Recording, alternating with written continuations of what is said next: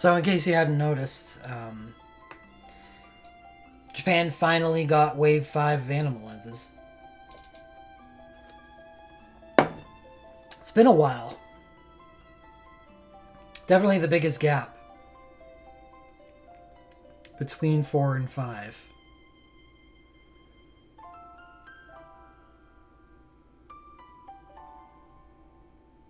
I don't even know how big it is. It's got to be over 9 months, right? I feel like we've been on Wave 4 for a while now.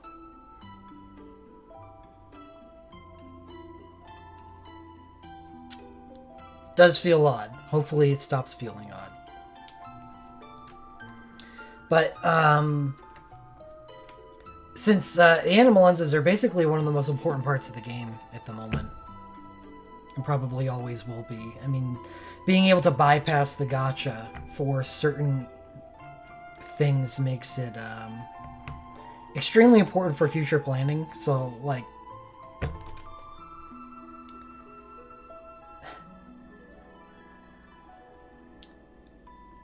why spend a bunch of mithril going after something that can just be bought straight up eventually?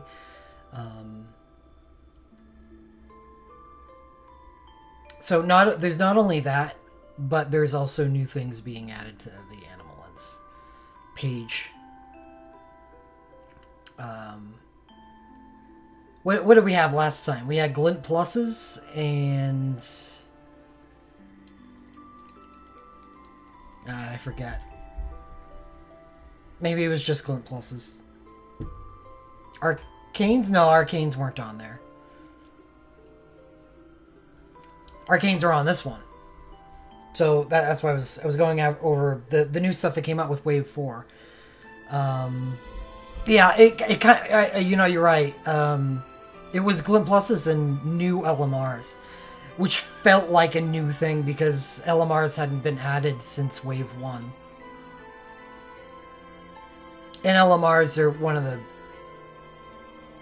most important things that you could buy with Anima lenses. Well, this time around we got 3 new things, which is Awakenings,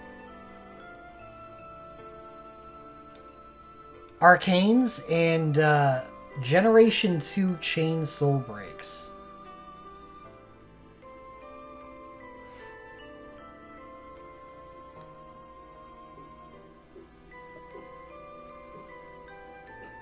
Which I'm pretty sure a lot of people are thrilled about.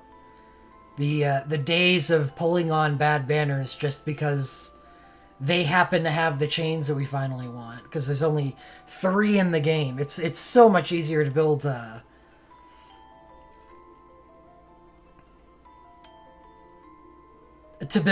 damaged soul breaks, because there's a physical dark soul break for a bunch of people, but there are only 3-4 viable chains. And if the game doesn't want to put them on any banners, then you're kind of screwed.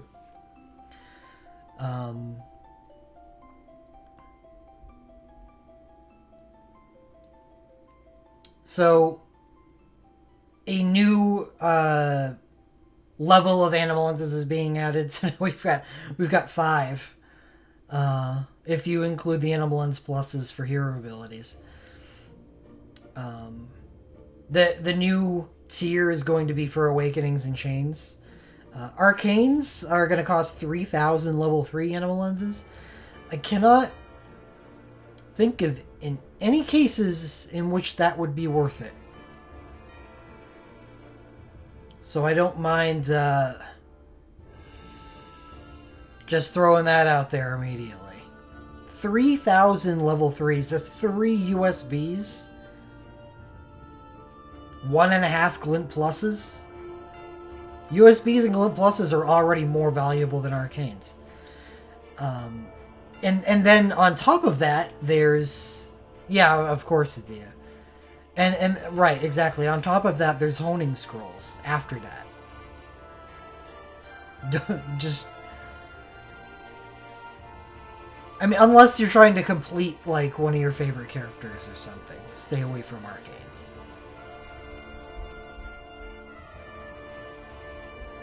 So let's talk about Awakenings and Chains. No tails because artifacts exist. So that's not a worst case scenario, that's a no case scenario.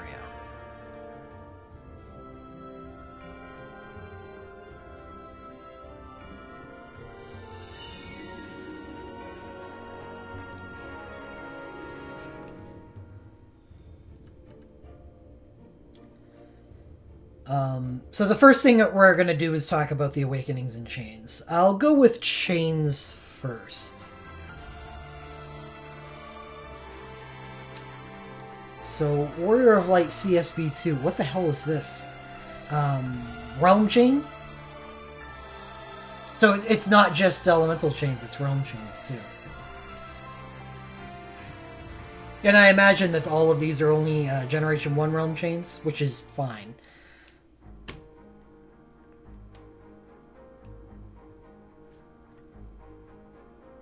But I don't expect those to be purchased very often. Obviously, the Elemental Chains are the more valuable ones. So that's all we've got in Final Fantasy 1, it seems.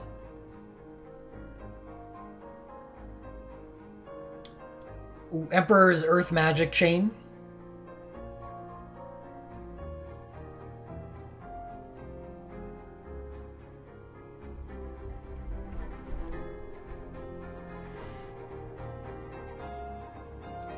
Lumineth's Physical Wind Chain. Cloud of Darkness's Magical Dark Chain. I'm, at the moment, pretty interested in that one. Desh's Magical Lightning Chain.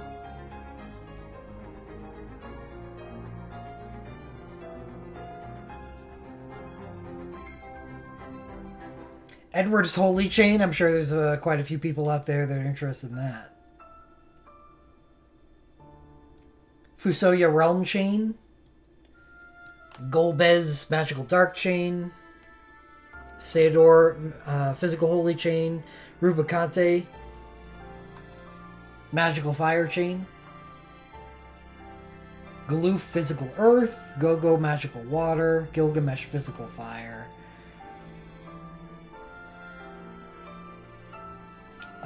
Ferris Physical Winds. I've gotten heavy usage out of that one.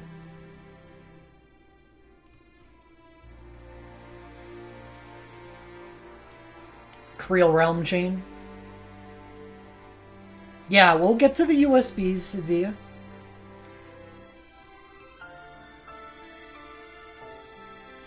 Celeste Physical Ice. Mog Realm.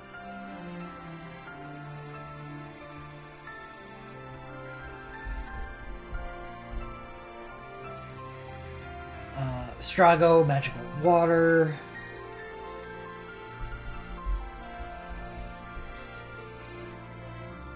Red 13, Magical Earth. I'm pretty interested in this one. But by the time that this becomes available, I don't think I'd need it anymore. Vincent, Magical Fire. Realm Chain on Sid. Physical Lightning Chain on Shulk. Irvin's Realm. Cypher Physical Dark. Physical Ice. Magical Ice. For Adia. Magical Winds. For Fusion. Garnet's excellent Magical Lightning. Steiner Realm.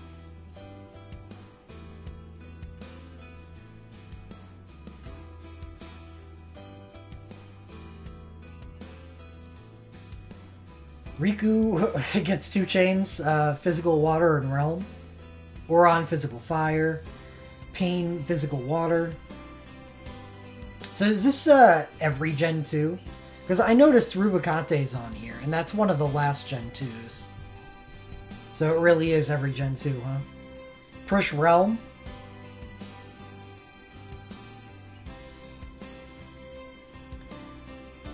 Balthier Realm.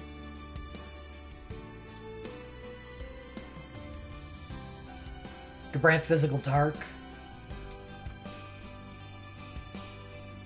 Hope Magical Holy, Fang is Realm, Sarah is Magical Ice.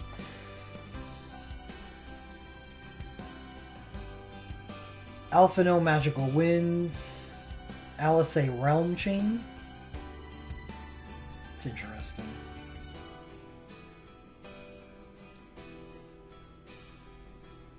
Ignis is Realm? Yeah, Ignis is Realm.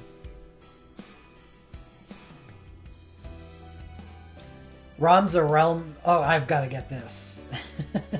Ramza Realm and Physical Holy.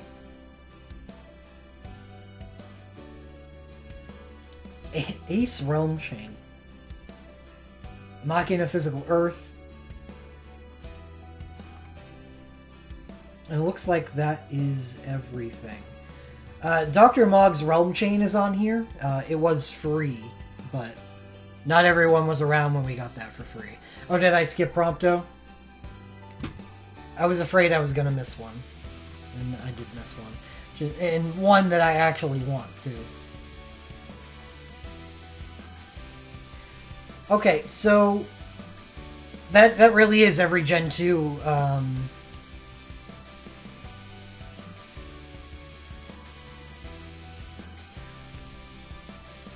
And every Gen 1 Realm Chain.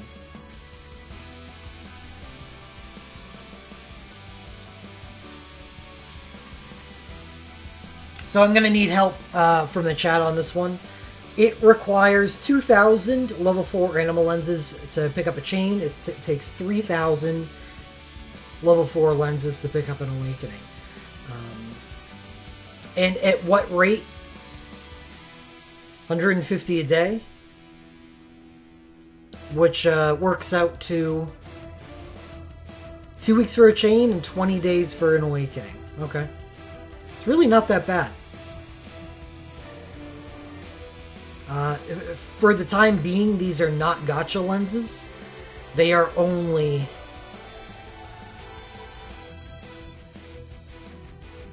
available through completing daily missions.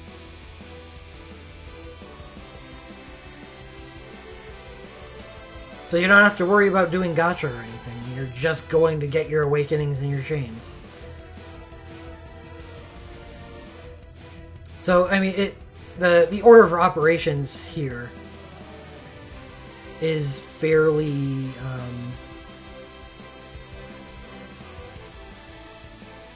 fairly easy. Like, pick up the chains that you need and then start working on awakenings. Is that not what everyone's going to be doing? Now, who knows what chains I'm going to need at that point in the game, but for the time being, I think the first thing Adia, come on.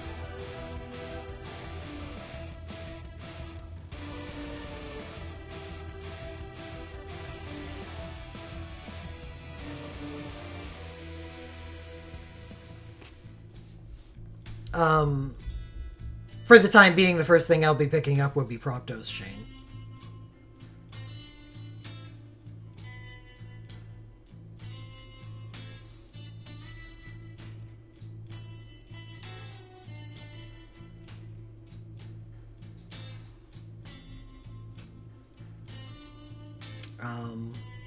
But, I mean, without further ado, let's take a look at these awakenings.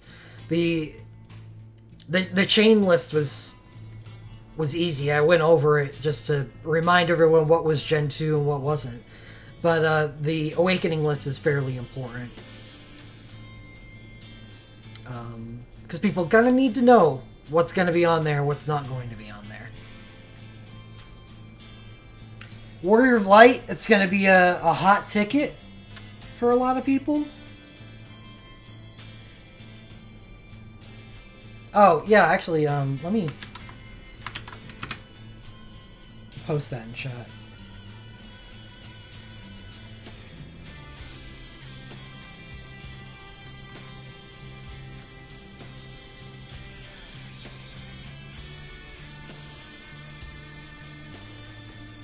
So Warrior of Light Garland and Maya are the Final Fantasy 1 Awakenings. I can tell you right now, I know which one is going to get chosen more often than the others. if any of them get chosen. I mean, you're looking to satisfy certain conditions to choose an awakening, because it is going to take like 20 days to get each one of them. So you're going to prioritize. If you have Maya's Sync or True Arcane, she gets or Dyad. She gets one of those, right? Then her awakening becomes a pretty nice one. But obviously the Sync.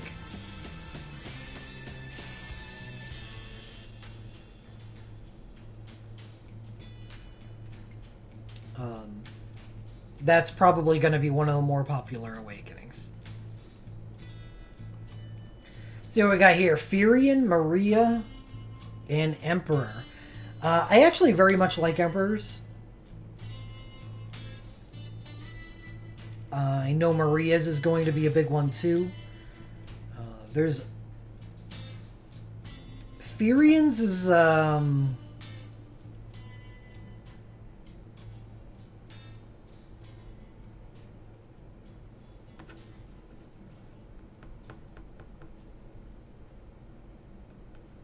Furion's awakening is fine. The problem is Furion is not. But I think by this point in the game he actually has a usable hero ability, even though it's one of the nerfed types. But at least it's not what he's got right now in Global.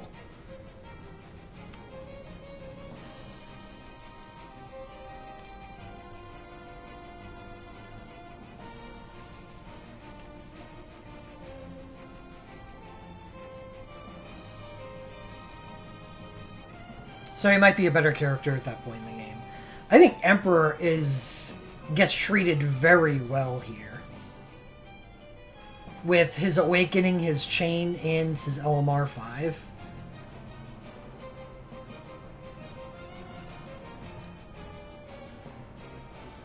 And the fact that he has a triple element Imperil ability makes his Awakening probably one of the better ones we're going to see on the list, I think.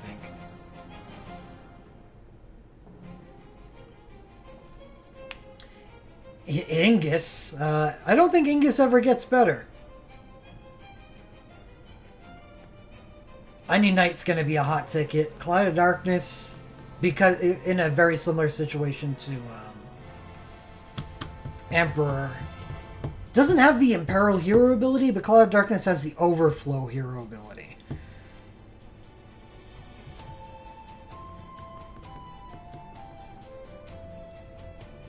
Which is really nice for both Odin and Bahamut's. So that's probably going to be one of the better ones. Even though the Awakening itself isn't anything special. It's like Maya. It's just the character.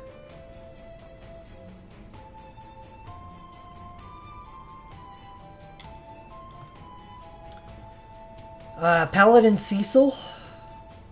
Kane 1, Rydia 1. Really, that's it? So far we got 3 Awakenings per realm.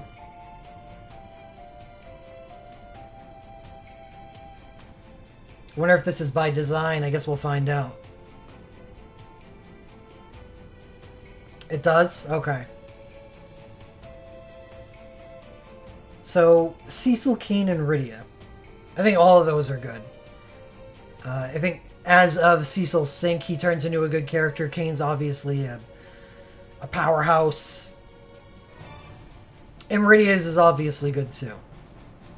Since it's basically an all-element awakening with a party buff attached to it. So it works with everything else that Rydia has, and Rydia has a lot of stuff. Oh, Kane Woke 1 isn't great. No dual cast. Okay. Is there anything that his Woke 1 works with that makes it worth it?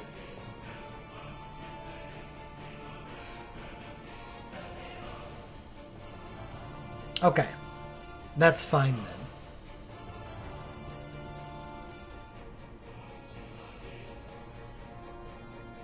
So it's still good, it just needs to be comboed with things. I mean, I feel the same way about Cecil's. Cecil's Awakening by itself is just an awakening. It's really nothing special. But combo that with some good things, which he has access to, and Kane certainly does too. then you've got a good pick. Go-Go, Bart's 1, and Kelger. What an interesting trio there.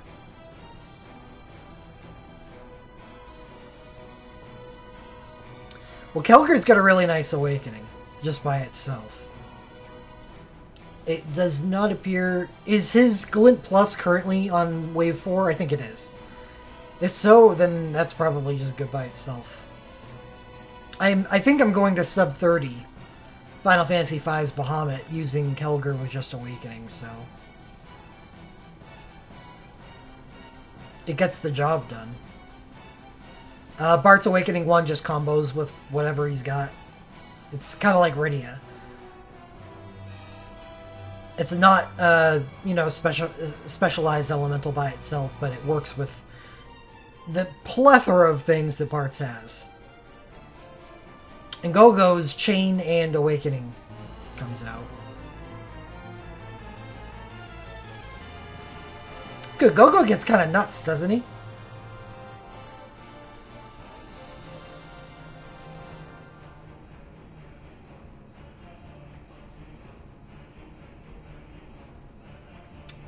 Is that with the water Fat Chocobo event?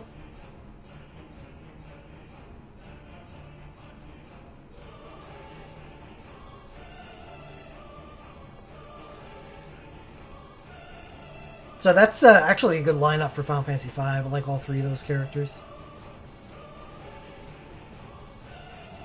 Well, in order for him to become Red 13 of Water, he would need to get a ×2 ATB sync. Does he get a ×2 ATB sync?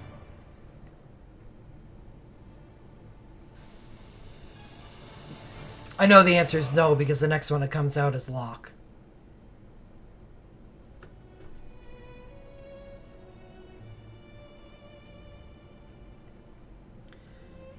Final Fantasy VI. Terra Locke Celeste.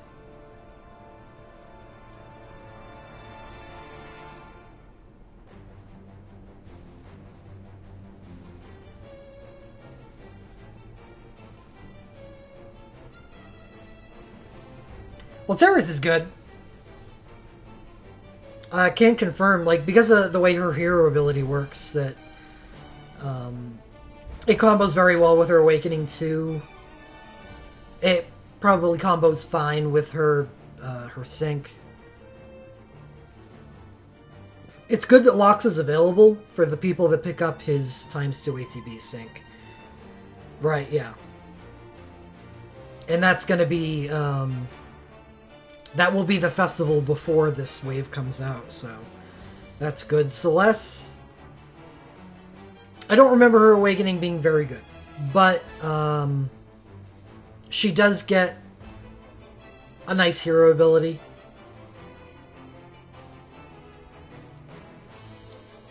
A chain, an Awakening 2, and a sync, which I'm assuming some of that stuff combos well with her Awakening 1.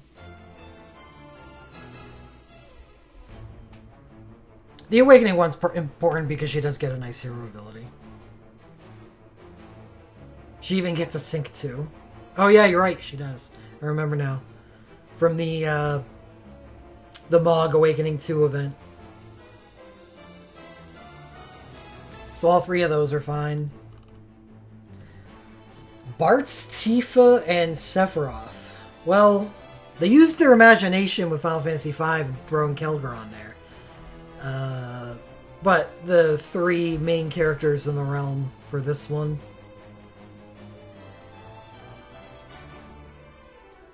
Did I say Bart's? Cloud, Tifa, Sephiroth. Whoops. It's basically the same character anyway.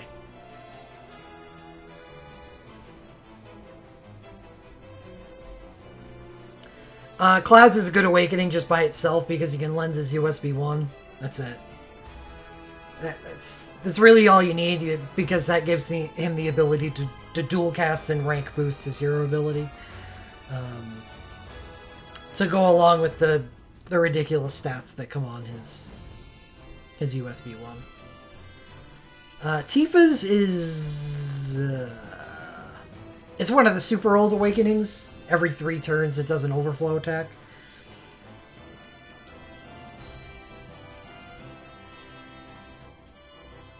This is probably one of the least important awakenings we've seen so far.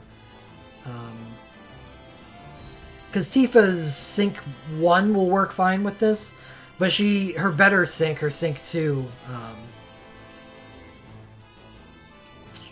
is better off used with other stuff. And Sephiroth's is obviously awesome. Because they decided to build in a 500 Soul Breakpoint Glint Plus into it. You use his Awakening, you instantly get refunded the Soul Breakpoints that it costs to use the Awakening. And shenanigans ensue.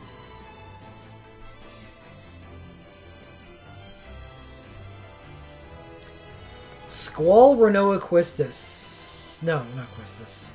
Ultimisia. Oh yeah, she was one of the first. Okay.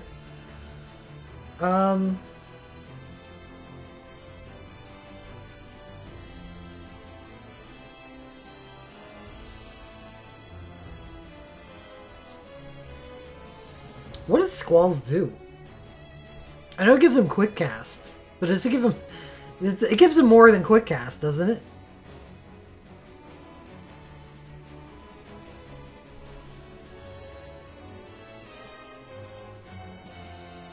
Please tell me it gives him more than Quick Cast.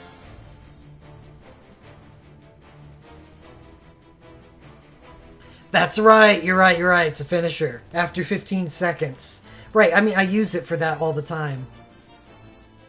Or used it for that all the time. Okay. No, it's not an overstrike at the end. It's a multi-hit. With an overstrike on it. I think it's like 10 hits and an overstrike. And it's nice if you... It gets a high, like, damage boost on it. So, it's nice if you can have a damage cap rake active. So you would use his Awakening, and then you use his Sync. And the finisher hits for some good damage. But right, the problem is the finisher doesn't get access to the Awakening's damage cap rake.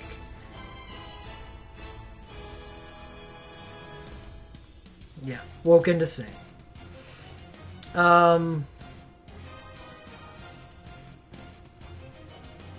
Renault's is exactly like Tifa's, I think.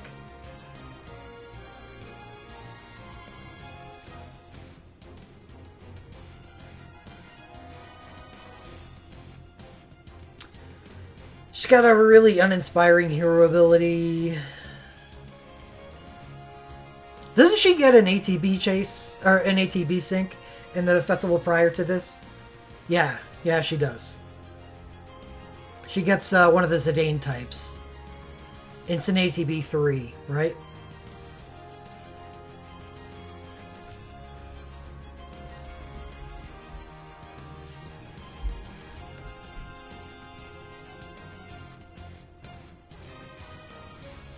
So her Awakening would be good to pick up with that. And Ultimisia, I don't know what the hell has happened to that character. Has she gotten anything new recently?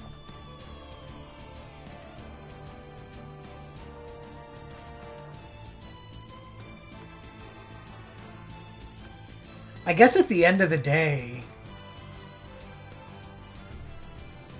Ultimisia has access to an instant USB that removes the wall buff, or the Aegis buff.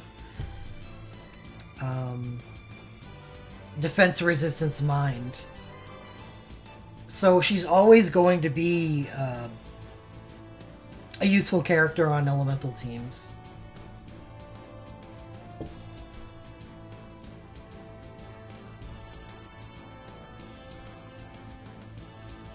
Right, and Aegis buffs are in Labyrinth, so it's not just...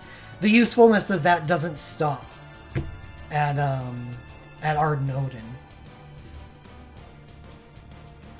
Okay, well, Zidane's Awakening. And this is why, like... I think Zidane's Awakening is probably one of the most powerful awakenings on here, but it's kind of the reason Renoa's is actually going to be useful for something. Because Zidane's works so well with his sync, which is an instant ATB for his sync.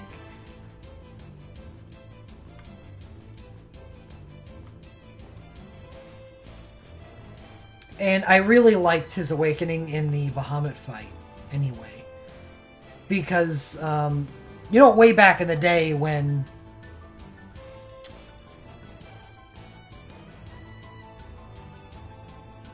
Zidane's Awakening first came out, I kind of railed on the fact that it gives a buff for 15 seconds that increases the soul breakpoint generation by 25%.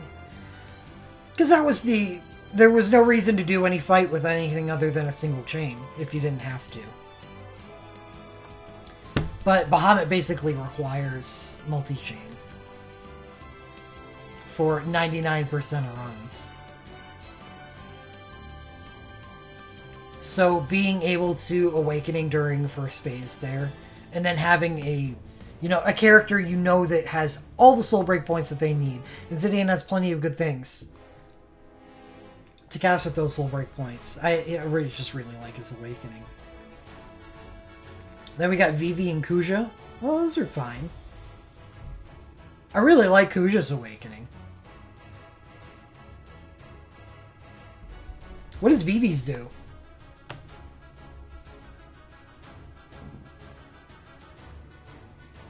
Well, Zidane USB 1 and 2 are both fantastic.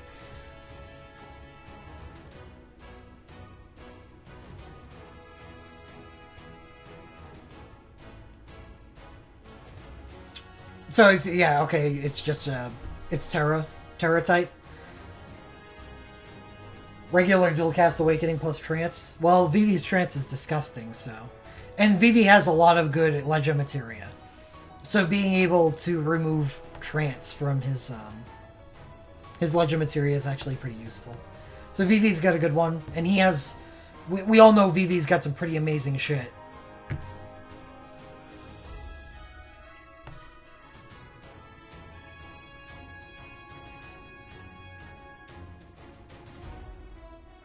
Do you know one said that Zidane USB 2 Transom, they were talking about Vivi's awakening?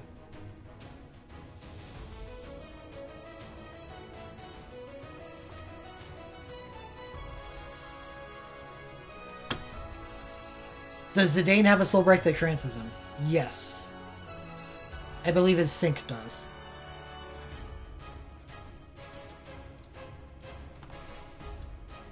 To the Riku.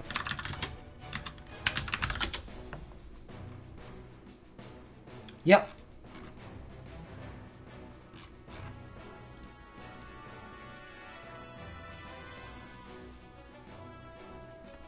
His sync does.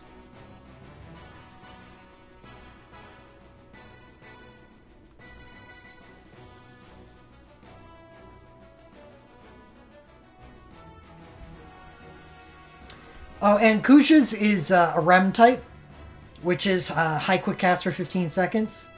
But Kuja gets a bonus on top of it. Just power creep. Where I believe every second attack gives him plus dark damage. Or team dark damage. Let me see.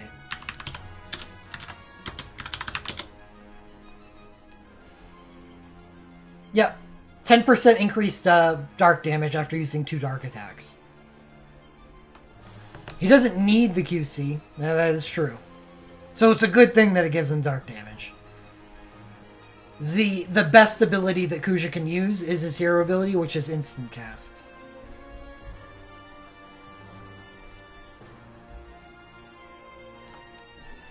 He's a weird guy.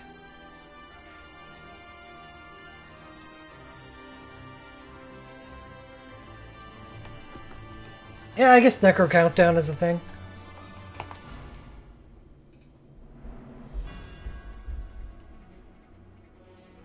It's just, in the beginning of fights, it can be so useful to have an instant cast ability equipped. So being able to use that...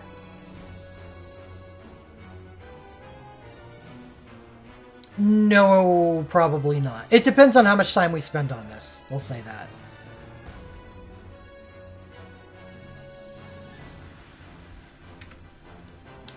Since I unfortunately started late. Alright, what do we got here? We got Lulu, whose is fine. It's one of those awakenings that's set up to work with other things. It's not good by itself, but it does work well with her other stuff. Riku and Titus.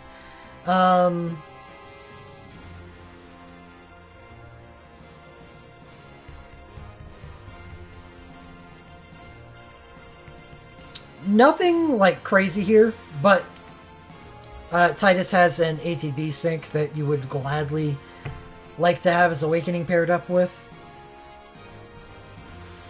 Lulu is good for Dreambreaker. But by itself, it's still not that good.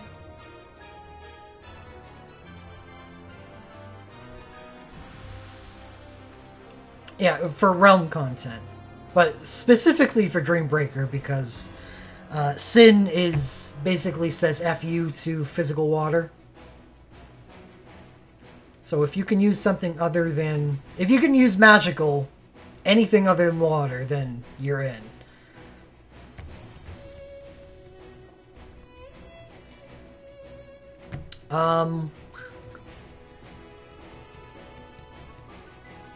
Riku's a chain holder. She can imperil with a thief ability with her awakening. I don't know.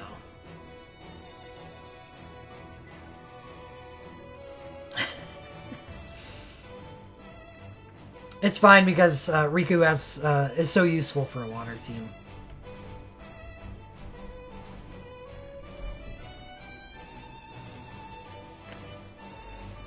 And I assume that the damage reduction barrier that's granted by Riku's, it's a 40% every time she uses an ability, is going to be useful for whenever...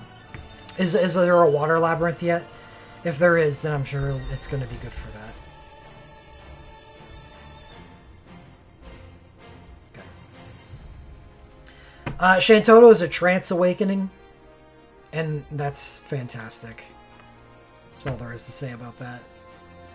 Though, I still think Shantoto does not have any way to stack. It's just her awakening and arcane here. She has no lensable stacking.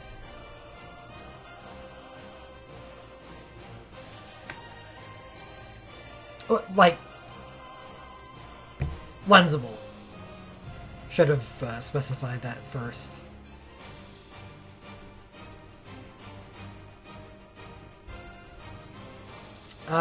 Karilla is awful. I don't know if she ever got better things at some point, but Karilla is not good. Her sync is fine? Okay. Well, I'll take your word for it.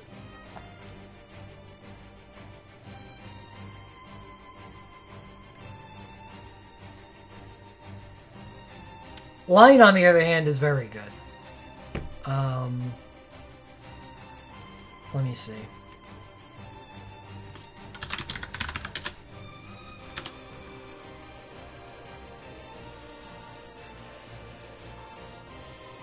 Yeah. Lion gets a 5-hit Imperil ability, a la Red 13. She has amazing speed, and speed is basically like one of the most important stats in the game. And that's why Zidane's as amazing as he is. And I get to talk about this same type of character in the next realm too. So Lion is actually very good. So Vaughn, same situation. His first awakening is probably not as good as Lion's awakening, though.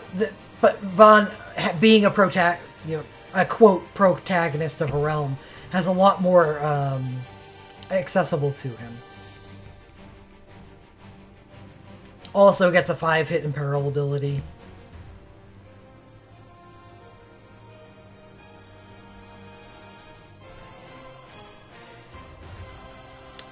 Balthier Awakening is pretty good, isn't it?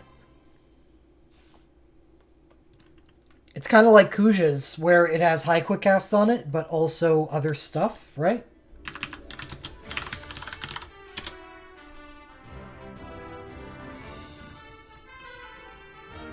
High quick cast and Scorching follow-up. Scorching follow-up is a 6-hit chase after 2 fire attacks. That's definitely a late game awakening. That's definitely power crept.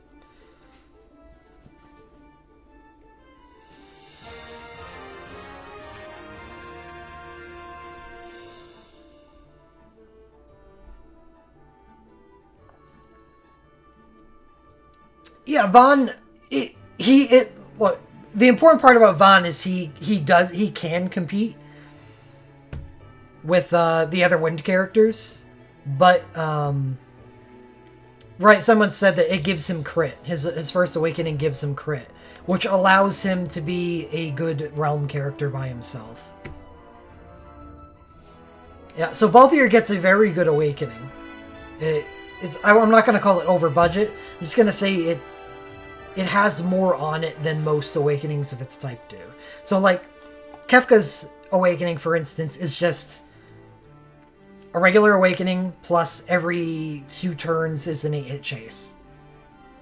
6 or 8-hit chase. Rem is simply high quick cast.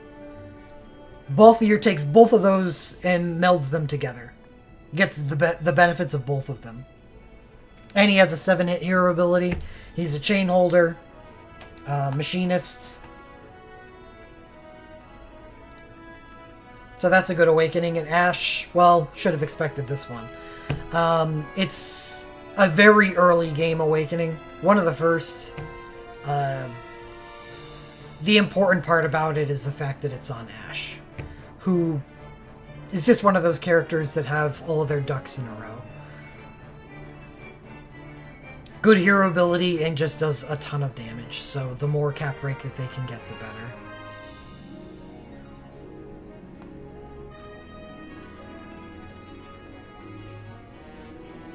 The opposite of Arc.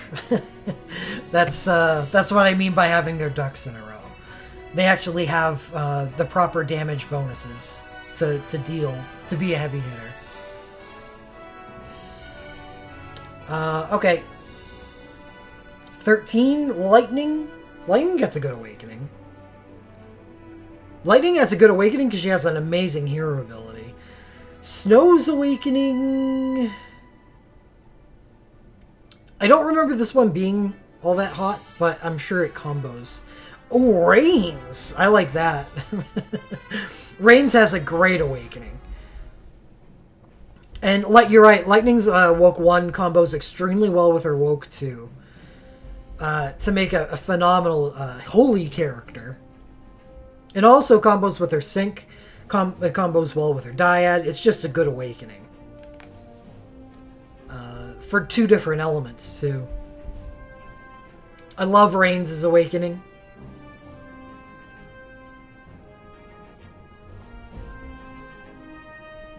And in fact, I think it's... As far as the Chase awakening goes, I think it may be one of the best or the best Chase awakening in the game. Because it gets more hits as long as you're doomed. And it's not hard to doom a character.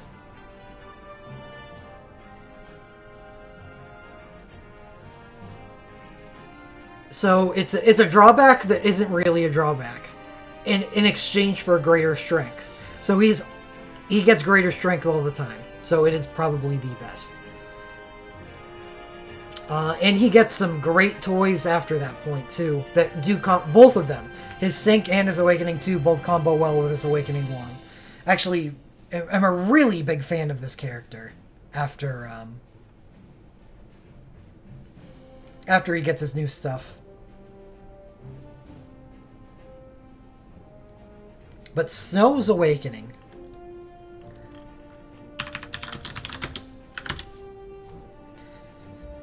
It's a 40% damage reduction barrier. It's fine. I mean, Snow gets things right. Does Snow ever get a dyad?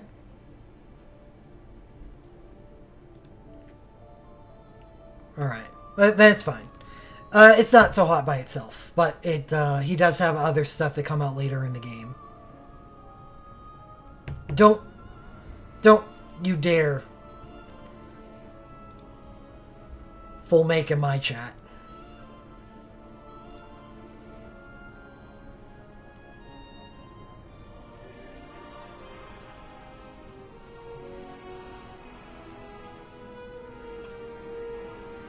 Oh yeah, Snow's Woke 2 is very good.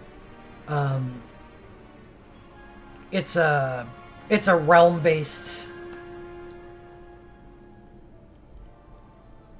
weakness damage. And what's nice about the realm-based weakness damage awakenings is that if the character is could potentially be part of a realm-based elemental team, which Final Fantasy 13 can for physical ice. It's nice.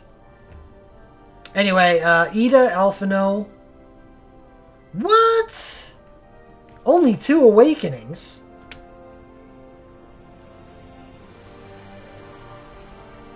Would it have killed you to give us Papalimos? Or a sale?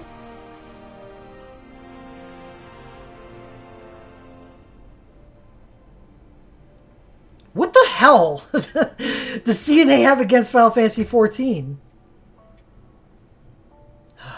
Well, it's not... Ida and Alphino's awakenings are very good, but... What the hell, man? Well, Alphino's... I guess they're not very good. They're just on good characters. Ida's sync does some pretty nice stuff, and Alphino does a lot of nice stuff. Alphino, with one of those summoning hero abilities. There's never going to be anything wrong with casting it twice. Well, that sucks. That 14 realms into this list, we finally found one that only has 2 awakenings on it. And it's Final Fantasy 14. Noctis, Prompto, and Aranea.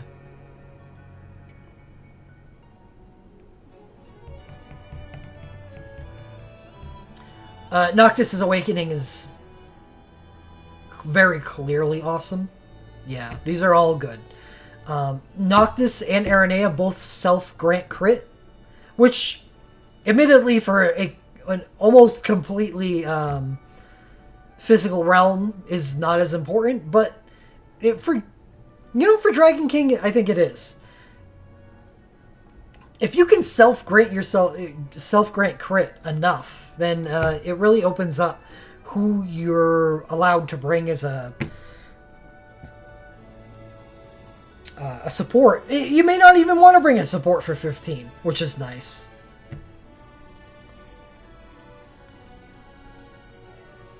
Because Ignis has a 50% increased crit damage Super Soul Break. So this entire realm can self-support its own crit rate and crit damage. So you may not even need to support at all. An external support. It is a Super Soul Break, yes. I have it.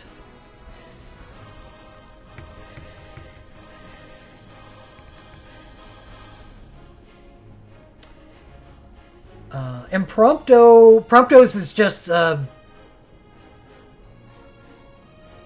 it's not quite as good as Balthiers, but Prompto also gets a 7-hit. Hero ability is a Machinist. On a Chain Holder.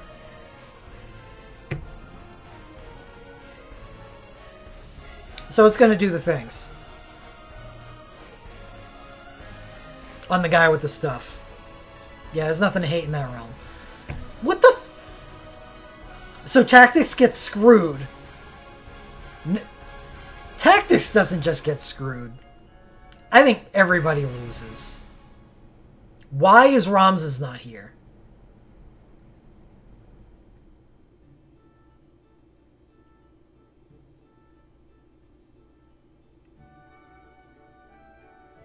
I think I'm going to quit the game. Good night.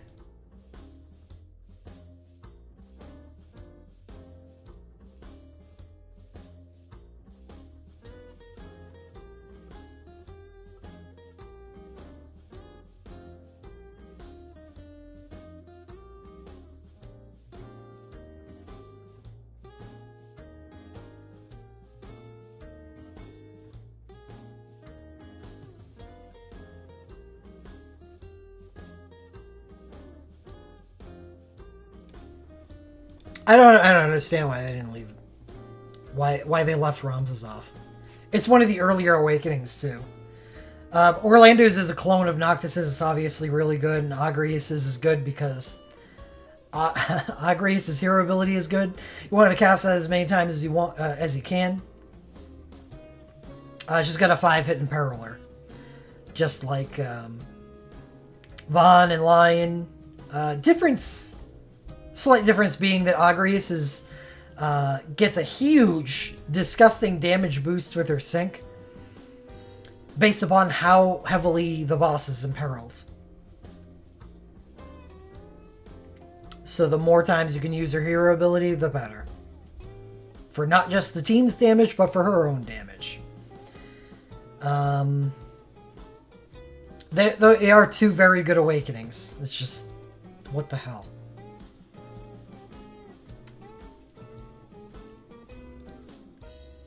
My two biggest enemies in this game are going to be Ramses' Soul Breaks, his Awakening specifically, and Sin. Type 0, what do we got? Rem, Queen, and Sync. I was pretty happy about Rem and Queen, but Sync's isn't that good, is it?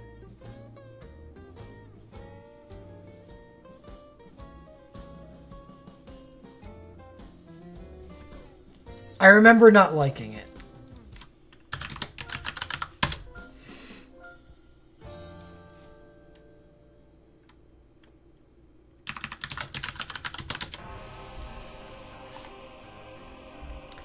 Awoken Heavy Physical.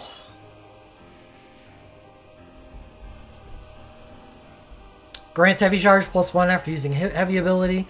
Her hero ability is a heavy ability that gives heavy charge +1, so she'll get 2 charges of heavy charge every single time she uses her hero ability. But nothing to use those heavy charges on.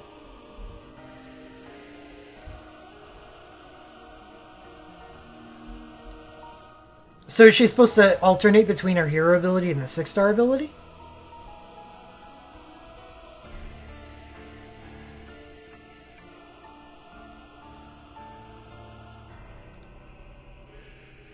Oh my god, yeah, you're right. Her hero ability is a 3.3 second cast time. For no reason.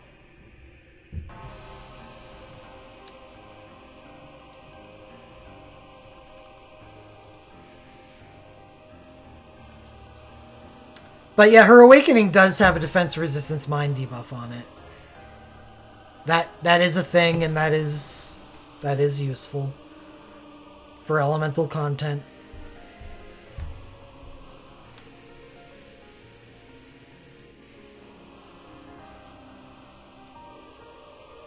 But anyway, Rem, with one of the best syncs in the entire game, her Awakening is very good. And Queen with one of the, or if not the best hero ability in the game, makes her Awakening fantastic.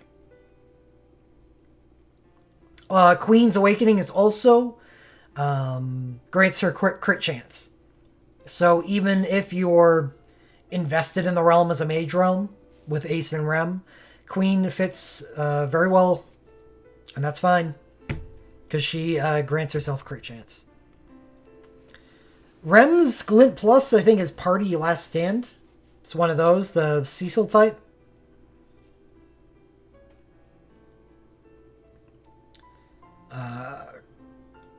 Core gets Finger Blasted by DNA. Or no, Beyond does. Core at least gets a Tyro and Alara's Awakenings. Both of which are fine, but nothing special. Say Alara's is probably better, because at least gives her instant casts Last Stand.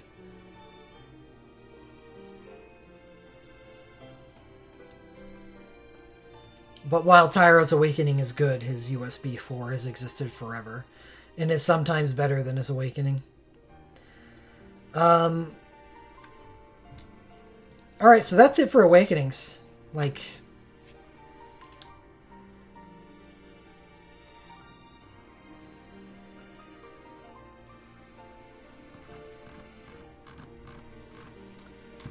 I can't think of anything on here that actually would make me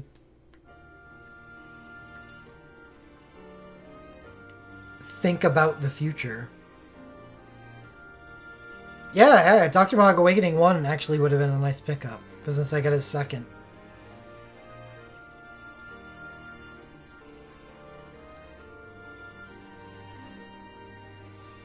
Well, I got 2 chains that I need. One specifically. Physical Lightning. I feel like we're still going to be waiting quite a while on Magical Dark Labyrinth.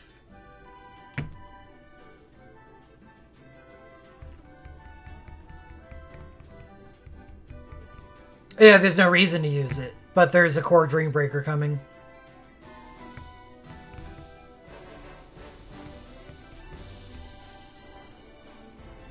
And that is going to change things. Dr. Maug's actually going to see use. He's currently on my Magia team, because my heavy hitters in Core are currently Rain and Dr. Maug. Yeah, you're right. Maybe it will.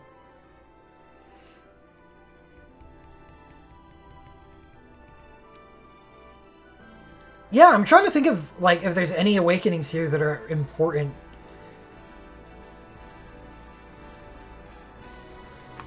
I suppose the most important ones are probably, like, Locke and Renoa. Knowing that you'll be able to select their awakenings if you get their good syncs. Because, I think both Locke and Renoa's syncs are on good banners. Yeah, Maya's Awakening is strong, but does it change anything? Does it... What's the point of us knowing that these are going to come out?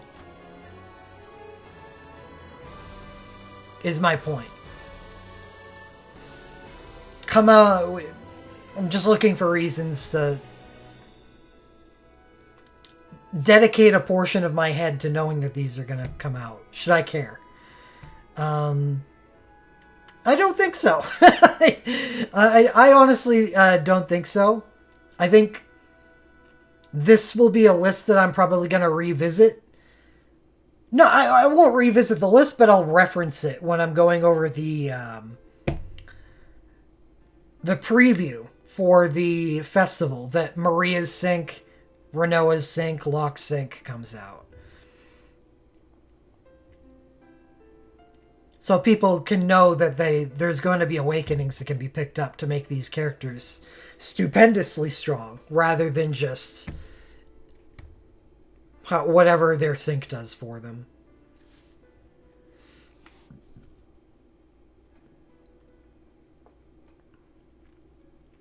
Well, hoping it comes out before next festival, but yes.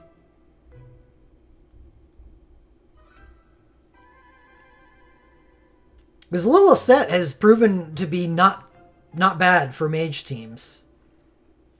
Mage Bahamut teams. So I would like to find myself a support that assists physical teams, and I don't think that there's anyone better than Orin.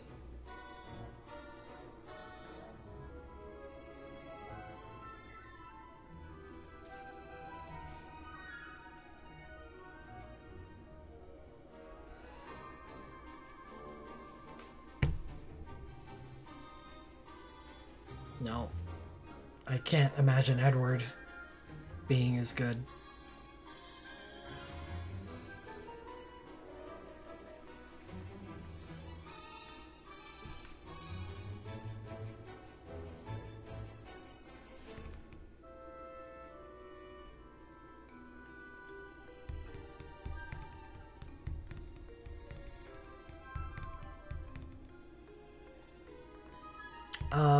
Alright, well, that was Awakenings. I guess now we can get down to the rest of the stuff that's on here.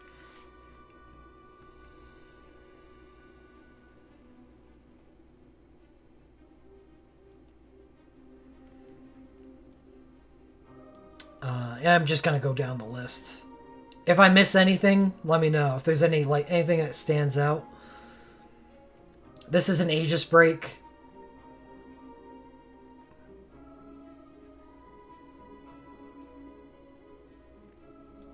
That's her healer glint. This is a healer glint and a Medica too, but I tried using this character with both of these. In the Dreambreaker, never mind the Bahamut, and she needs support. If I were to be using these things on her, it would be as a supplement to Sarah. So, a mage team for Final Fantasy 1. Matoya, Maya, Echo, because Echo's things work with black magic, not just Dancer. So she could be more like a buffer.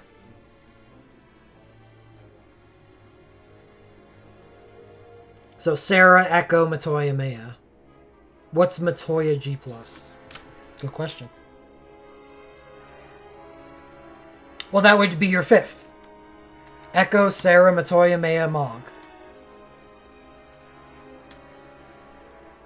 Wouldn't it be triple for Matoya? Fire, lightning, ice?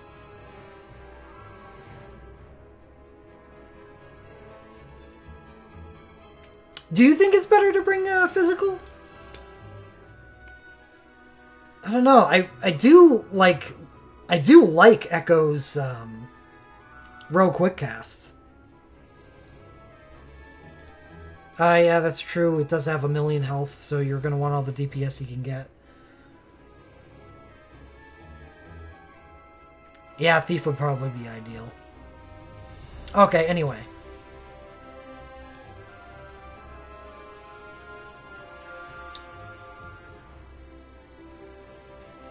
I guess we're mostly going to be looking at USBs here. Because there's a lot of good late-game USBs that came out. That weren't on Wave 4. But were very, very helpful for characters.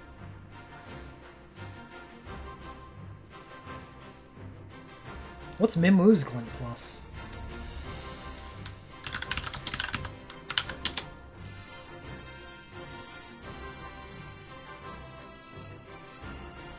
Overflow attack stacking.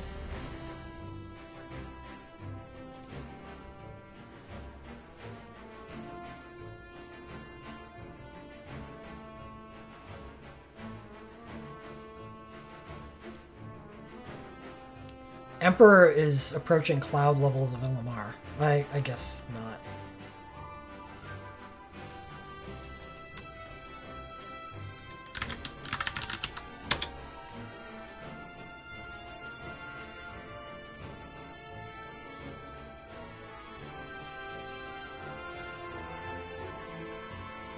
Oh. Grants attached arc at the beginning of battle? Who cares?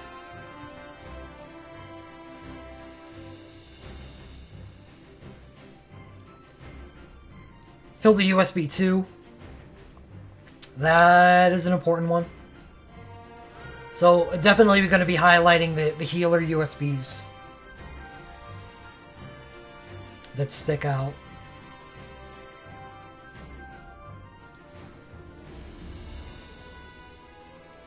I do like Arc's Glint Plus a lot. It's instant water and Holy Imperil, which is very good for Final Fantasy III.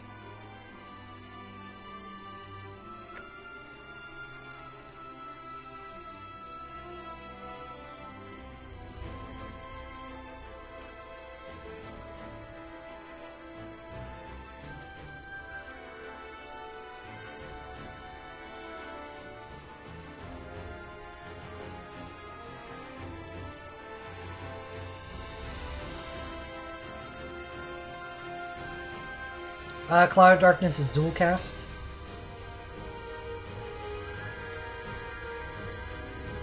USB 2 for Aria and Glint Plus. Both pretty damn important. And there's going to be these two. I believe that this is a Medica LMR.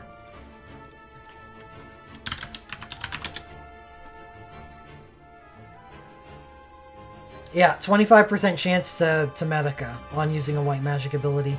Ooh. Well, yeah, White Magic ability is fine as long as you're using like her Awakening with it. So all three of these for Aria are pretty important.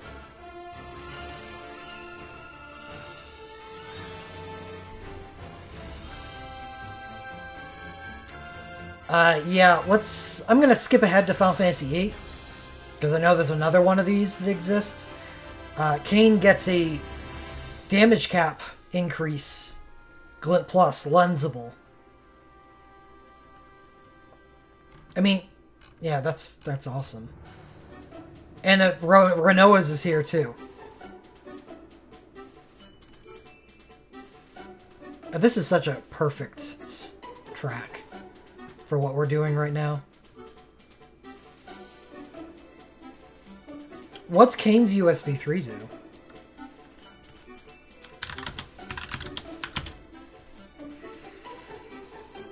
Ten single attacks grants Twin Element Mode 2, jump instant cast, and no airtime to the user.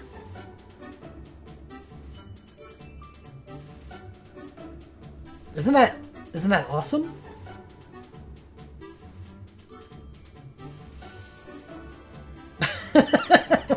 Kain can be assembled into a fantastic character just from what I'm seeing on this list right here. Though obviously you're going to want a dual cast Awakening to pair up with that. Yeah, this is great. Kain gets some really great lensable stuff here. I believe this is Rosa's Medica LMR, so that's good. Especially good for Rosa, because unlike Aria, she's not a bard or anything. It's very likely that you're going to want to be using White Magic exclusively on her, so she makes your party invulnerable with stuff like this.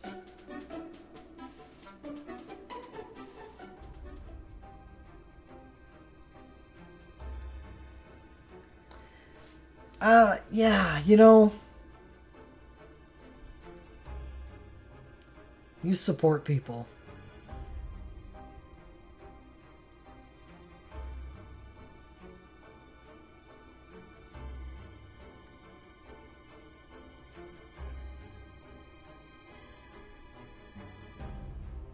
Ooh, Edge. Edge Glint plus 2. I'm assuming that's good. Though isn't his lensable Glint plus already freaking great?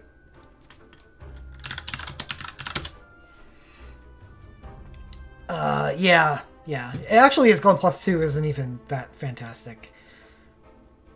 It's just tri-element mode.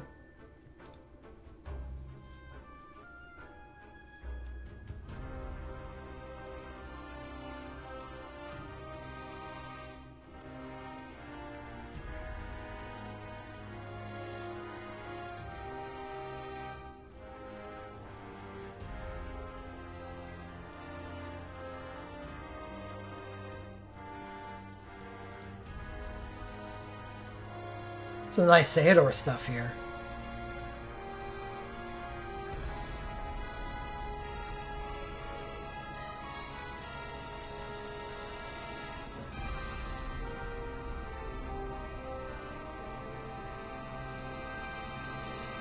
Alright, please call those out. 500 Soul Breakpoint Glint Pluses are among the most powerful things that you can lens.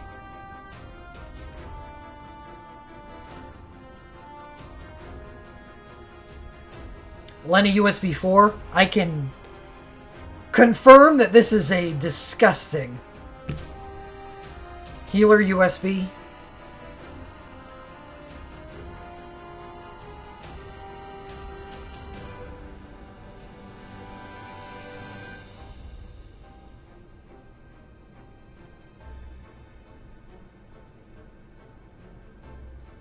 Ooh. 250 soul breakpoint glints. I believe... Is that glint plus 1? Arts has way too many things. It's hard to even keep track. So all of his glint pluses are available. His glint plus 1 is wind stacking with soul breakpoint gauge plus 250. It's 1 bar. That's good for any element. Just because you can press a button and give him 250.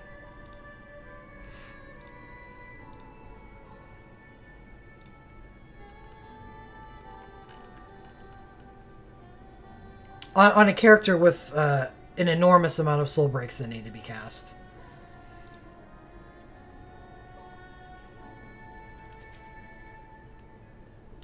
What is Ferris's LMR for?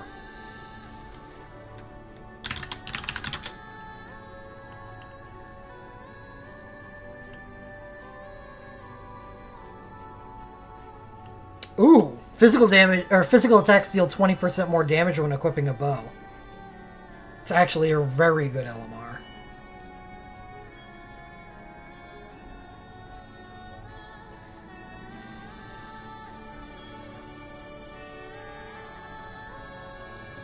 Creel USB 4, any good?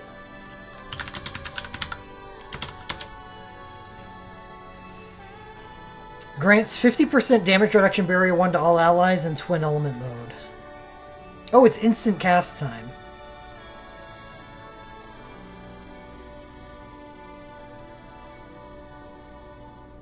Seems actually useful.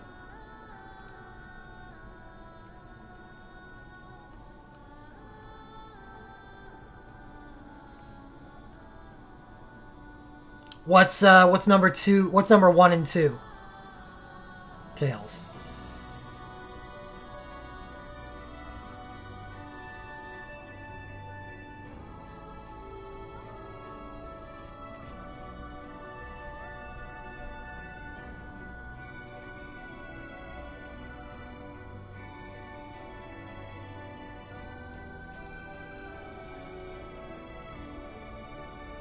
It dispels.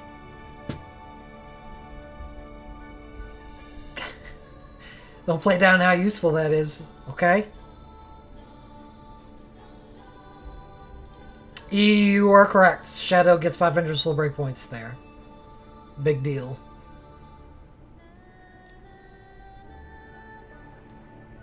Non-sarcastically, it's always a big deal. First place is Plus. Alright. And second place is Vanille Gloom plus 2. Alright. Stuff just doesn't make sense sometimes.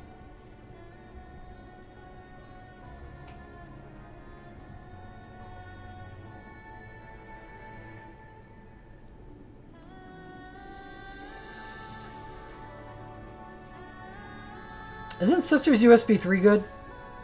For some reason I remember that being good.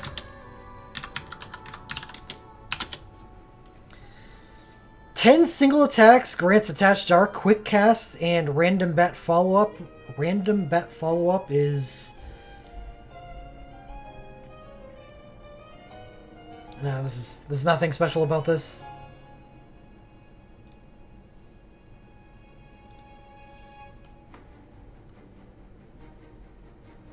I guess I remembered incorrectly. Realm USB 3 is a good one. And LMR 4, I'm willing to bet is Hermetica LMR, so both of these things are very good for this character. Though Realm already has a very good Speed Tech USB and a USB 1. Has a very good passive healing USB and USB 2. Realm just has a good collection of USBs. And she adds to the pile with this one.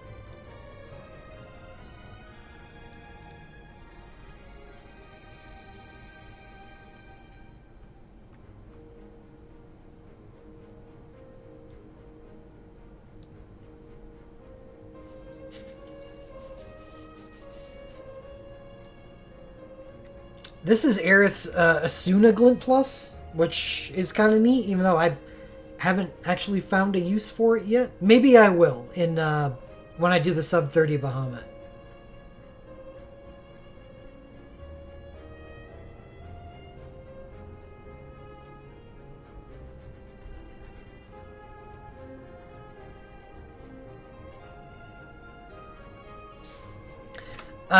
Kate Sith USB 2 and Glint Plus seems like probably an interesting ticket. Glint Plus is an Aegis break, just like Ornn, and USB 2 is...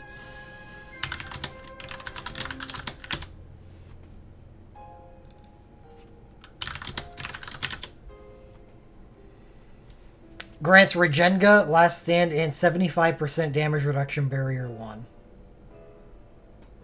It's a party. Instantaneously.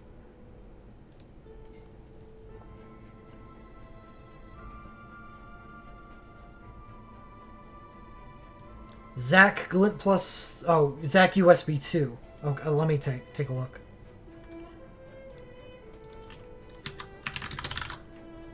I found myself with a almost full Zac, so...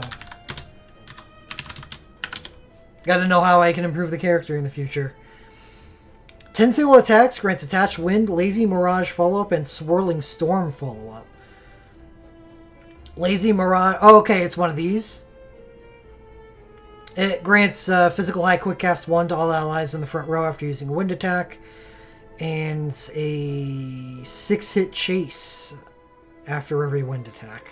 So it's like one of the Bart's lightning types.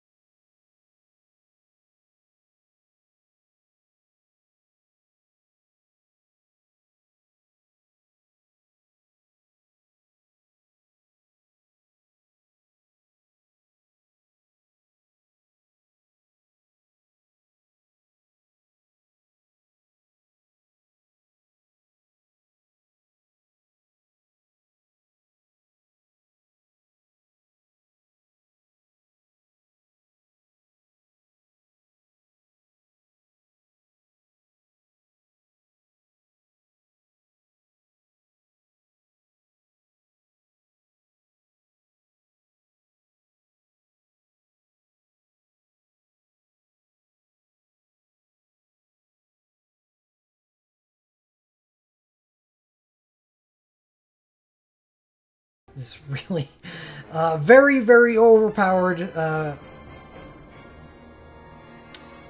free soul break. It's like a mini dyad. Lensable. Dyad benefits. I think the Quista stuff is actually going to be pretty popular. Because at this point in the game, we'll be getting a free Generation 2 bio chain. Because there's going to be actual bio content. And Quistis is the one that gets the chain. So she's probably going to be on most people's bio teams. So getting stuff to improve her capabilities with that's going to be important.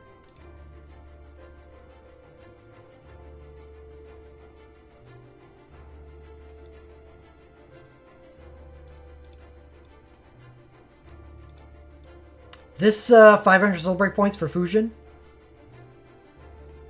It's my bio team right now.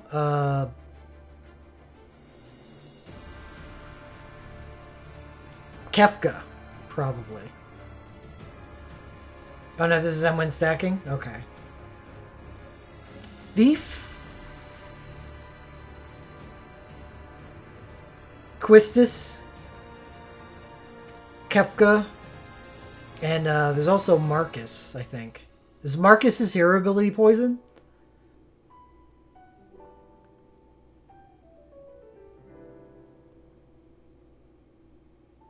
No, I don't have anything for Layla. Ooh, Kyros USB. Heyo. Like that.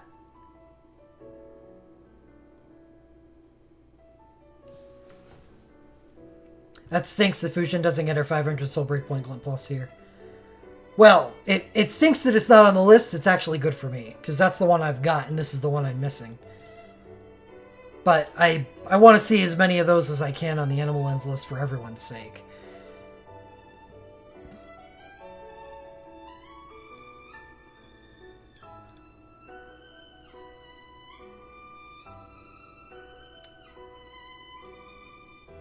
What's Queen's USB 2 do?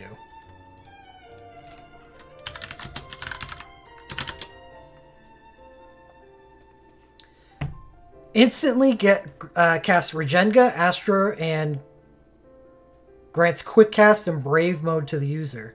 What does Brave do?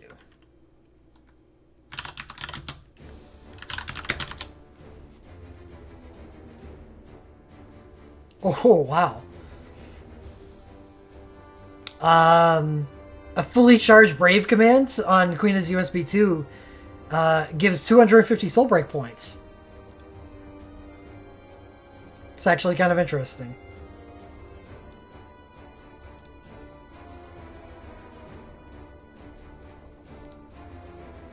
Echo USB 5. I gotta see this.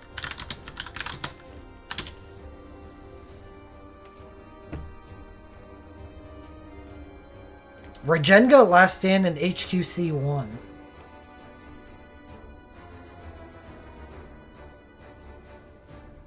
Seems fine.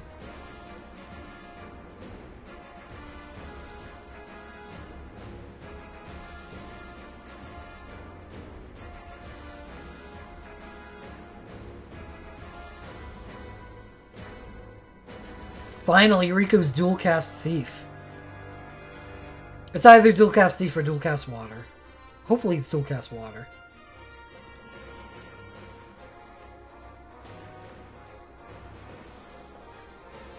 Pain USB 3. That's a nice one. Since she has an overflow hero ability, she can be a pretty stellar member of a team with just her USB 3.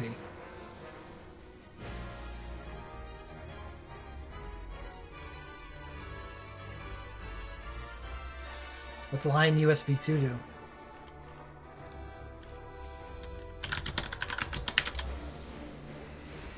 Instantly, 10 single attacks, attach water, grants water radiant shield 75%, and physical high quick cast 2 to all allies. Well...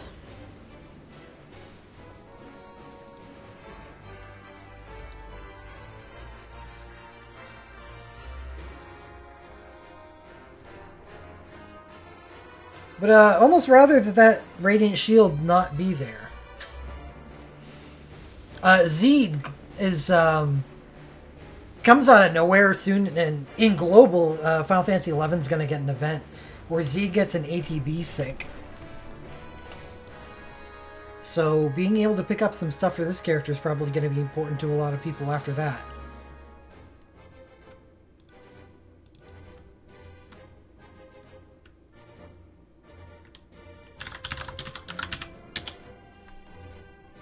And that's just a stacking glint. Which, I mean, if you've got his sync, then his stacking glint is obviously not as important anymore. But the LMR...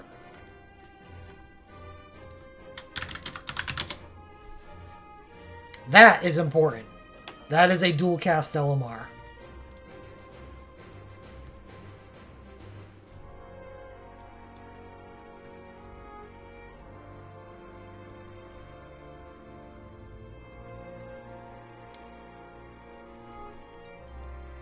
I believe this Balthier Glint Plus is 250 Soul Break points.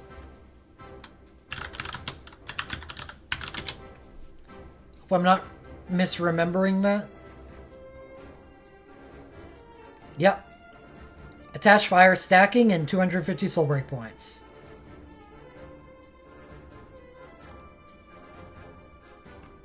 Oh, wait. Shit. He's got 3 Glint Pluses. Son of a bitch. And that's only his first one. It's the second one that gives him the Soul Break points. That sucks. I didn't know he had 3. But apparently Gabranth gets his.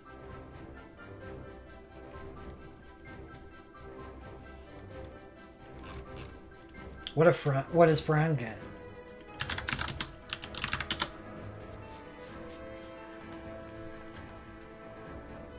That's also 500 soul break points for Fran. Her glint +1. And the 2 is just twin element mode.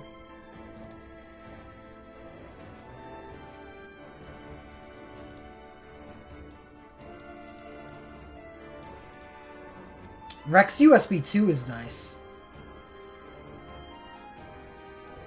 Row high quick cast.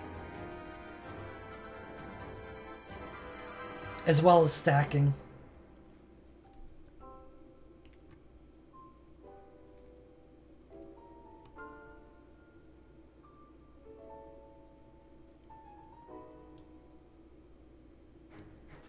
That's just unholy stacking. Snow LMR 4.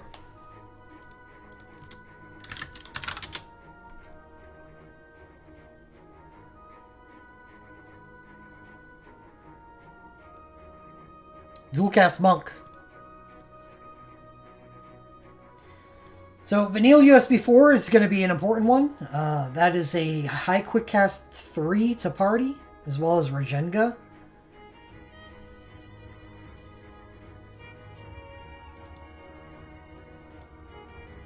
Glint +1 and 2, LMR 3. Is the LMR 3 a Medica?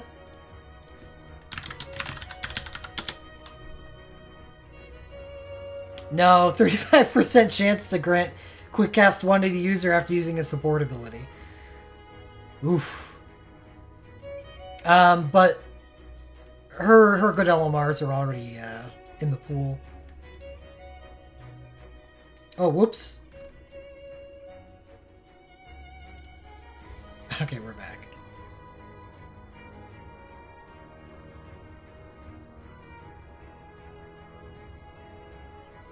What scene was that? I think that was one of my testing scenes. Whoops.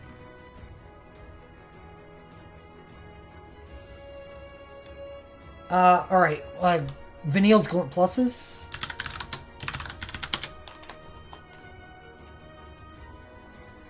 Oh, they're both good.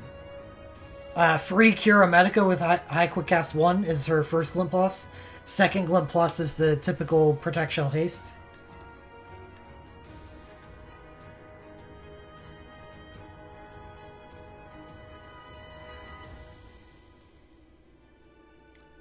Says, I want this character to be better so bad. What does his USB 2 do? 10 single range attacks. I don't like the look of this so far. Grants attach, fire, and bye-bye follow-up. What's bye-bye? Okay. A 6-hit chase and physical high quick cast 1 to all allies in the front row. But I don't. It's just why I don't know if I want you to be doing this stuff.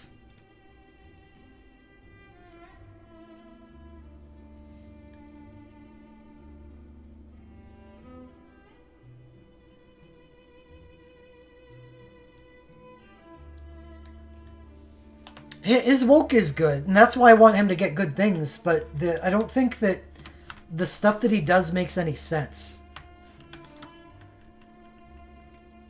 Because he's not built for damage. He does very poor damage, and that USB is obviously meant for him to deal damage with.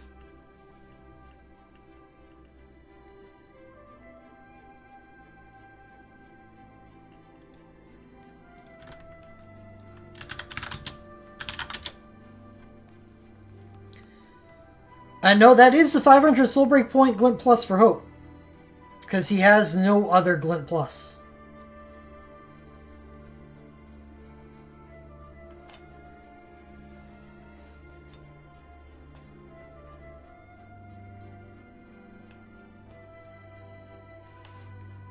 And Noel LLR4, I think, is his dual cast. No, it's not. That came so much earlier. I remember now. What is the new one? Yeah, LMR 2 is dual cast. Oh, attach water at start of battle.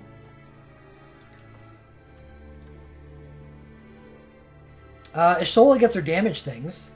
I believe this is dual cast Witch. Probably a pretty big deal for a lot of people. And I think that's her damage USB as well. Papalymo Glint Plus is 250 soul break points. And his LMR 2 is 25% chance to dual cast. Cannot wait for those to become available. Please, please.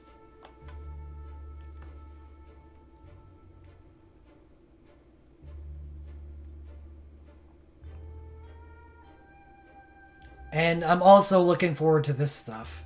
Maybe even a Realm Chain, too. I kind of mentioned it up above with Genesis, but the newer characters get starved out of analyzable stuff for a long time.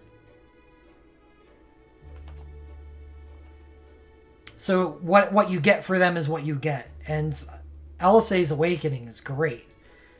Like, God, would I have liked something else to cast on her. Only having one soul break, even in a 30-second fight, just isn't enough to make good use of those soul break points. So, would love to use her USB.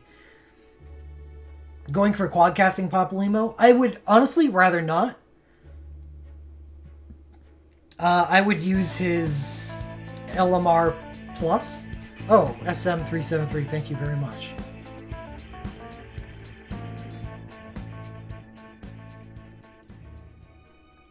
I would prefer to use Papalymo's LMR Plus.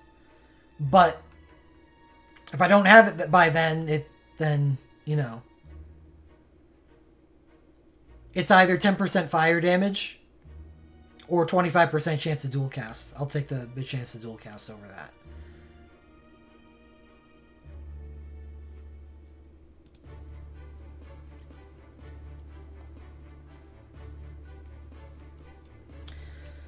Noctis, Elmar 3. What is that?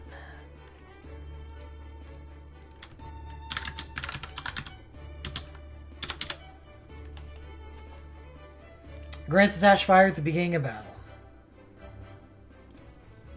Eh.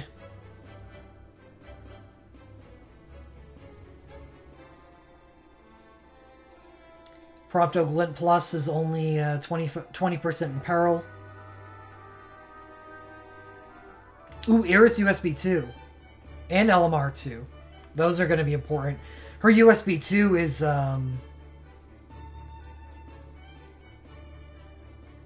Regenga Physical High Quick Cast 3 to party.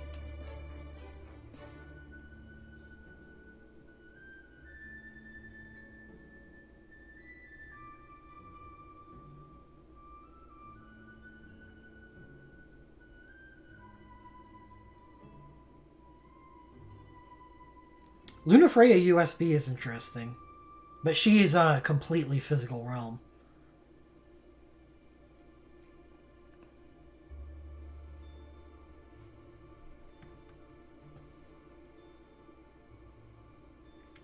Rom's LMR 3 is Star Battle with Unholy. Nothing important there.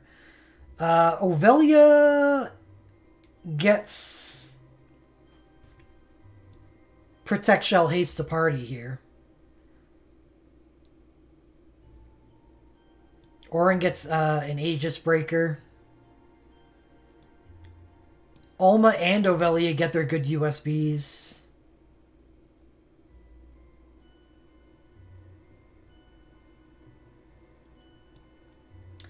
Orlando's Glint Plus is interesting. Because it gives him triple element mode. I believe this is the only way that he can get an Earth.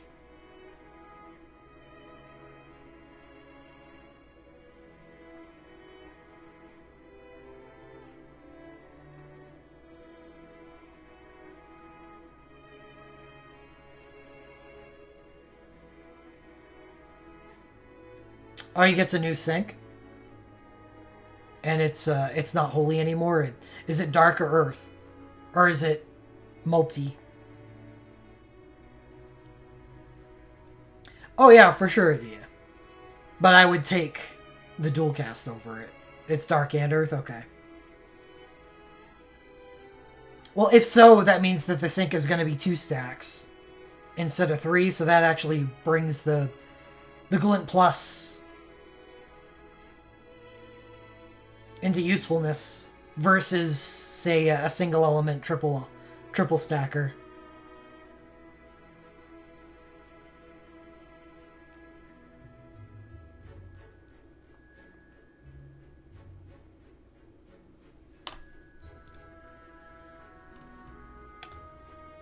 Type 0, what do we get here? Deuce's Medica LMR. I actually like that.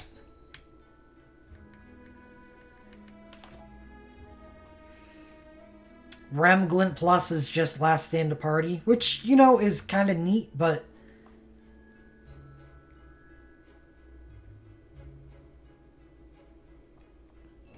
you know...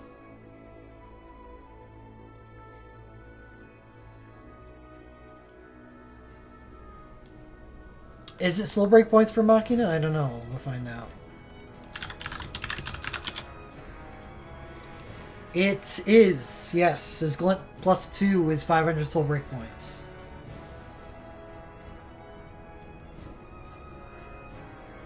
Oh, and I think I missed in 13. Sarah's Glint plus 2 is 500 soul break points. And I never even looked at her USB. Did I just completely skip over Sarah?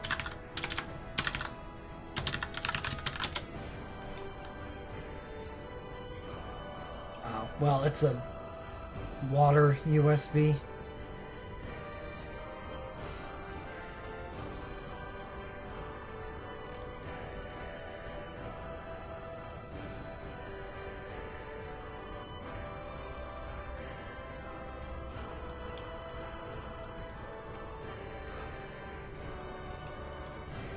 Personally interested in, well, not this, because I actually have it. I don't remember where I got it, but I have it.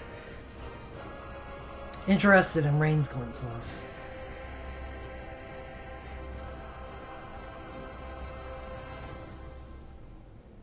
I think a lot of people would probably like some of the things here. If they've pulled anything for these characters, all 3 of them are completely new to Anima lenses.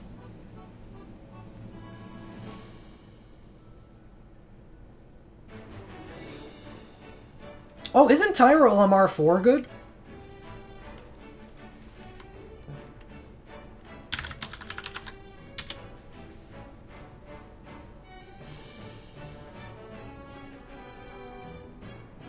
Yeah, increases damage by 20% when exploiting elemental weakness. I don't... well, I mean, I don't think Fina's underrated. I think nobody just gives a shit about Fina because she's in a realm with Alara. That's all. So you've got a character which has been extremely available for years now, that you've been able to build for years now, versus a character that's almost impossible to build for. So why even focus on that character? Even if they are potentially better. It's not a matter of how the character's rated, because availability matters.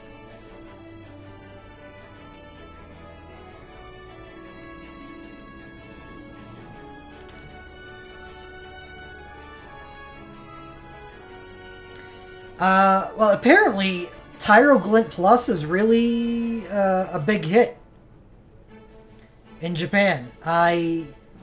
It's a little surprising because I don't find...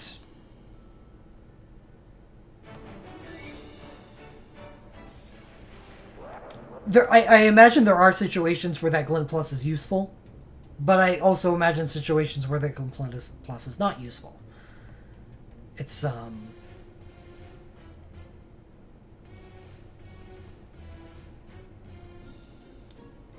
yeah.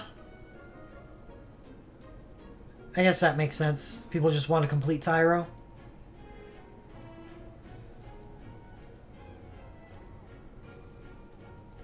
Ever since Fabula Mage got nerfed, the RW choices available in elemental fights, I feel really gravitating more and more towards just wall.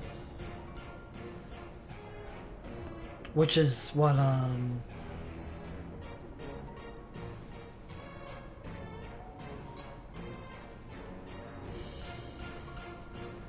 it's why I imagine the use case of his Glint Plus finding, or being less and less. Even though I'm sure I could come up with uses for it sometimes. Just why would I ever spend animal lenses for it? When it's so much easier to just build around the wall RW. If I need wall. Like the LMR4 though. Especially for the people that got Tyro's Dyad. 20% increased damage when hitting weaknesses. Definitely a welcome Legend Materia on this character.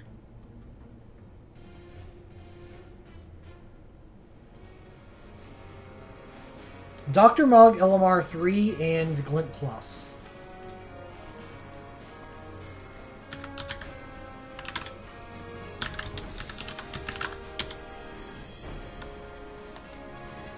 Grants Dr. Mog Trance when HP falls below 20%. This is LMR 3.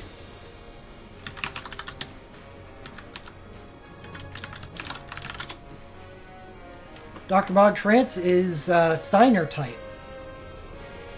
Deal 25% increased elemental damage. Okay.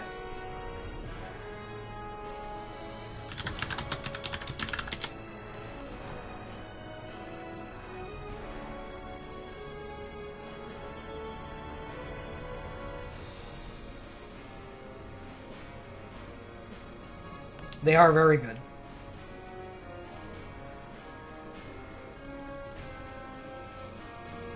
It's not does not want to tell me what his glint does though.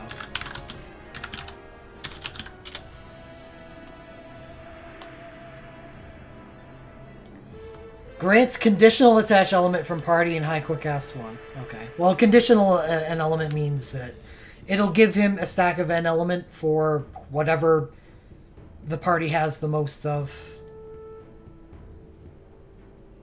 Which actually kind of sucks. Because I think most of the time, because of his very watery Awakening 1, he's going to want water most of the time. So if he's on a team, like on a core Dreambreaker team with Enna Crow, who's got an Earth, and Laswell, who's got an Ice,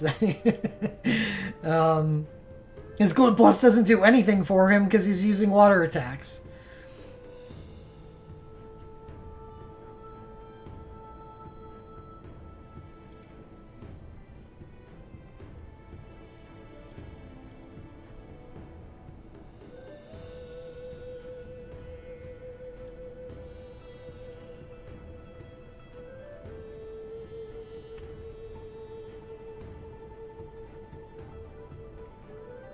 Alright, well that's the end of the list.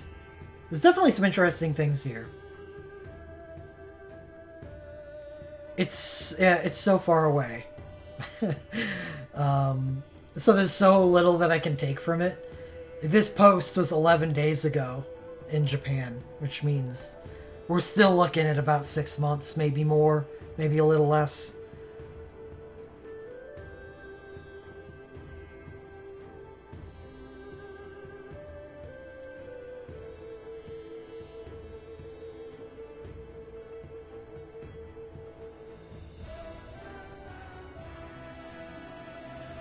Unconfirmed? No, it is confirmed. There is no third. It's just Ida and Alphino.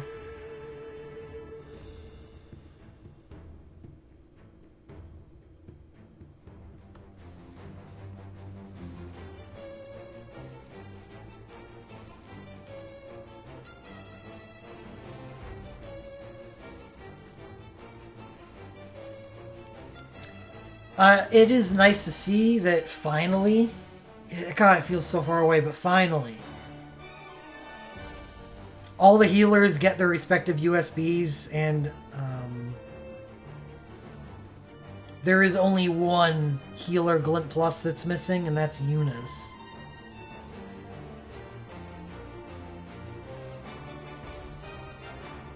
Because Yuna gets her Protect, Shell, Haste, Glint Plus in the next festival in Global.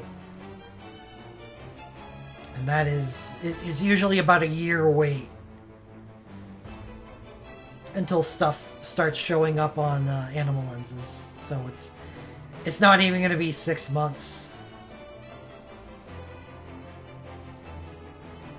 Yuna just got hers so late.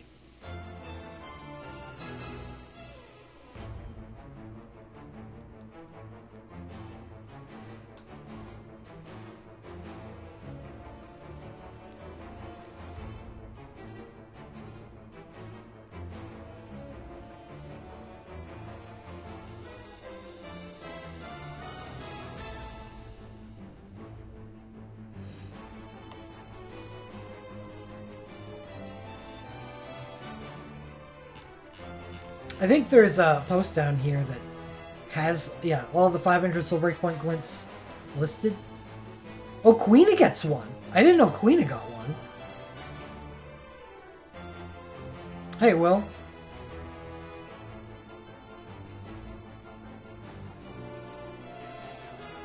It's a trick? Oh, well. That's bullshit. That's not 500 soul breakpoints.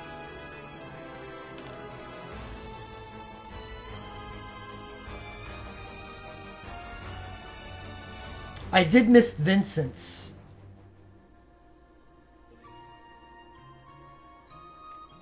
I didn't know he got one. I'm pretty happy about that one.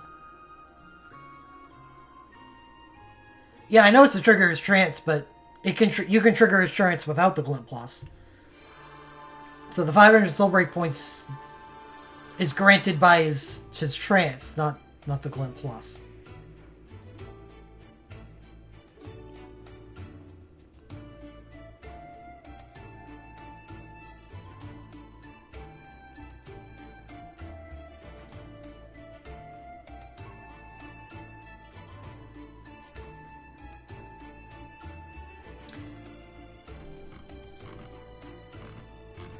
Yeah, there's a lot of stuff to like on here.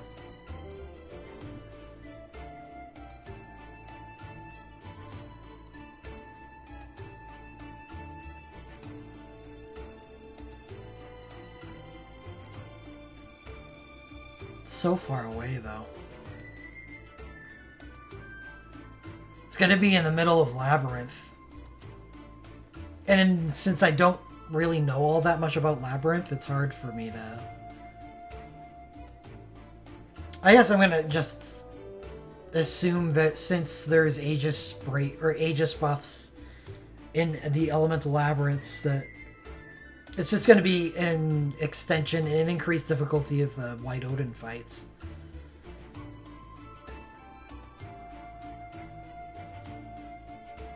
Which...